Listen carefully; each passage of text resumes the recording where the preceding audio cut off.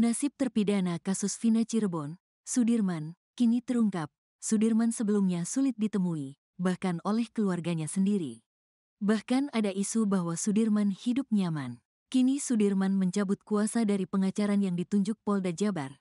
Sudirman bahkan membuat surat pemindahan kuasa kembali ke Titin Prilianti dan Peradi. Hal tersebut disampaikan Titin Prilianti saat live di akun TikToknya, Senin, tanggal 26 Agustus tahun 2024. Sebelumnya, Sudirman sulit ditemui sejak dipindahkan ke Rutan Polda Jabar, tanggal 23 Mei tahun 2024 lalu. Sudirman bahkan diminta untuk mengganti kuasa hukum dengan kuasa hukum yang ditunjuk Polda Jabar.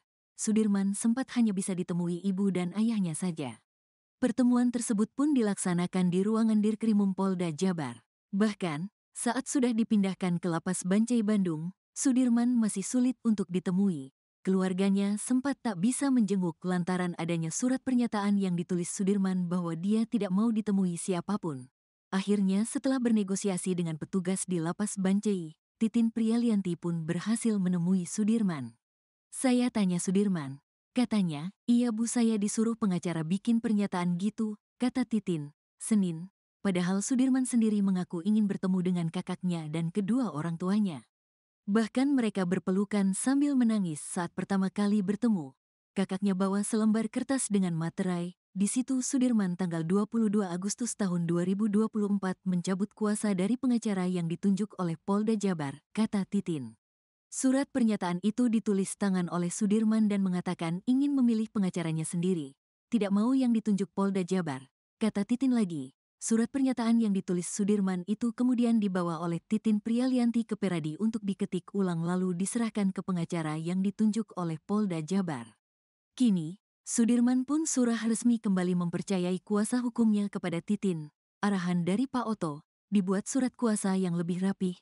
Keluarga dan kakaknya ingin Sudirman dipegang oleh Ibu Titin dan Peradi, kata dia. Dengan adanya surat kuasa itu, Titin dan Peradi pun akan segera mengajukan PK Sudirman. Sudirman akan didukung 120 pengacara dari Peradi untuk melakukan PK, ucap Titin. Kini, Titin dan tim pengacara dari Peradi tengah mengusahakan agar Sudirman segera dikembalikan ke Lapas Cirebon lagi. Sementara untuk pengakuan Sudirman di pra-peradilan Pegi Setiawan, Titin mengaku kliennya itu terpaksa. Dia bilang terpaksa ngaku karena dilempar batu dan disiram air panas. Tandasnya, sebelumnya, kuasa hukum 6 terpidana Jutek Bongso mengaku sudah berkomunikasi dengan pengacara Sudirman. Komunikasi itu dilakukan sebelum mengajukan PK terhadap 6 kliennya. Kepada Jutek, pengacara Sudirman yang lama mengaku akan mengajukan PK juga. Namun menurut pengacaranya, Sudirman mempunyai kasus yang berbeda.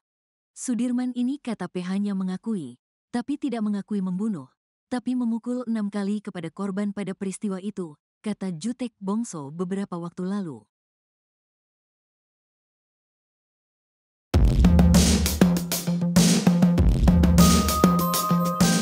Nasib terpidana kasus Vina Cirebon, Sudirman, kini terungkap. Sudirman sebelumnya sulit ditemui, bahkan oleh keluarganya sendiri. Bahkan ada isu bahwa Sudirman hidup nyaman. Kini Sudirman mencabut kuasa dari pengacara yang ditunjuk Polda Jabar. Sudirman bahkan membuat surat pemindahan kuasa kembali ke Titin Prilianti dan Peradi. Hal tersebut disampaikan Titin Prilianti saat live di akun TikToknya, Senin, 26 Agustus 2024.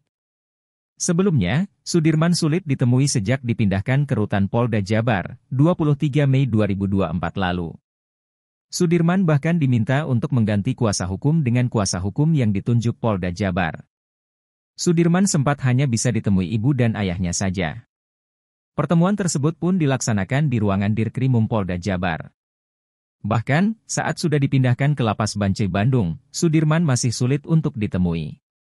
Keluarganya sempat tak bisa menjenguk lantaran adanya surat pernyataan yang ditulis Sudirman bahwa dia tidak mau ditemui siapapun. Akhirnya setelah bernegosiasi dengan petugas di Lapas Bancai, Titin Prilianti pun berhasil menemui Sudirman. Bikin pernyataan gitu, kata Titin, Senin. Padahal Sudirman sendiri mengaku ingin bertemu dengan kakaknya dan kedua orang tuanya.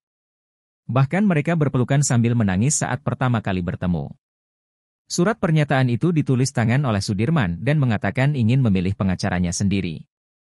Surat pernyataan yang ditulis Sudirman itu kemudian dibawa oleh Titin Prialianti ke Peradi untuk diketik ulang lalu diserahkan ke pengacara yang ditunjuk oleh Polda Jabar. Kini, Sudirman pun surah resmi kembali mempercayai kuasa hukumnya kepada Titin. Dengan adanya surat kuasa itu, Titin dan Peradi pun akan segera mengajukan PK Sudirman. Kini, Titin dan tim pengacara dari Peradi tengah mengusahakan agar Sudirman segera dikembalikan ke lapas Cirebon lagi. Sementara untuk pengakuan Sudirman di pra-peradilan Pegi Setiawan, Titin mengaku kliennya itu terpaksa.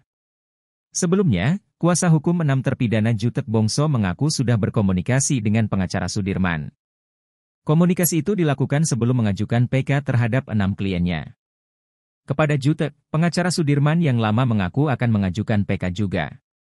Namun menurut pengacaranya, dua teman Vina, Widya Sari dan Mega Lestari melontarkan balasan menohok ke Pitra Romadoni. Widi dan Mega emosi saat dituduh ngejob malam-malam hingga dibilang meninggalkan forum pembicaraan. Sebelumnya, pengacara Ibtu Rudiana itu beradu argumen dengan Widi dan Mega di sebuah acara di salah satu TV swasta beberapa waktu lalu. Saat itu Pitra mencecar nama Ira dan Teh Ayu yang ada dalam ekstraksi HP Vina. Widi dan Mega kemudian menjelaskan kalau Ira itu artinya kamu dalam bahasa Cirebon.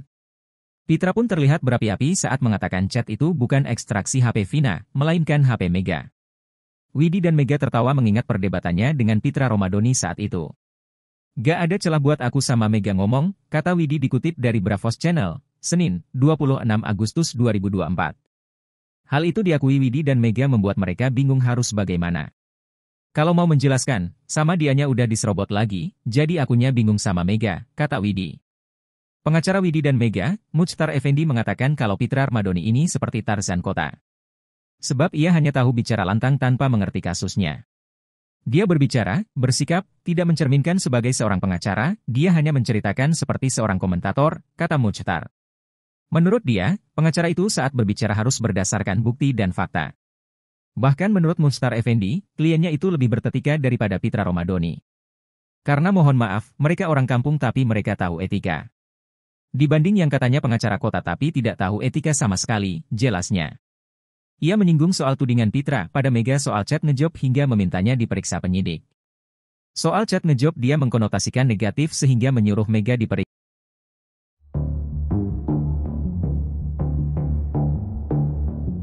Pengacara Mega dan Widi, Muchtar Effendi terang-terangan menyebut pengacara Ibtu Rudiana, Pitra Romadoni seorang Tarzan Kota. Hal itu dia katakan Muchtar ketika membahas soal bukti ekstraksi HP di kasus Vina Cirebon. Bukti ekstraksi HP tersebut sebelumnya sempat dibantah dan diragukan oleh Pitra Romadoni. Pitra bahkan menganggap bahwa bukti ekstraksi HP tersebut bukan berasal dari HP Vina. Muchtar Effendi pun menyindir Pitra Romadoni yang mengomentari bukti ekstrak HP tersebut. Dua sahabat Vina, Mega dan Widi yang berada di dekat Muchtar hanya bisa menahan tawa ketika ex-TNI ini belak-belakan menyindir pengacara Ibtu Rudiana itu. Kalau ada seorang pengacara kota, teriak-teriak kemudian mengomentari tentang ini, bukti ekstraksi chat Vina Cirebon, saya pikir itu bukan pengacara kota, katanya dikutip dari Bravos Channel, Senin, 26 Agustus 2024. Mohon maaf ini saya sampaikan, dia Tarzan Kota, sambung Muchtar Effendi. Bahkan dengan gamblang dia menjelaskan bahwa sindirannya itu diarahkan kepada pengacara Ibtu Rudiana, Pitra Romadoni. Kalau saya bilang si Pitra itu ya, bukan pengacara kota, Tarzan Kota, kata Muchtar Effendi. Yang disebut Tarzan Kota itu, dia tidak paham lingkungan, dia hanya bisa berteriak, sambung dia. Dia menjelaskan bahwa pengacara seharusnya sebelum berbicara harus mempelajari lebih dahulu kasusnya. Tidak asal bicara apalagi hanya teriak-teriak saja.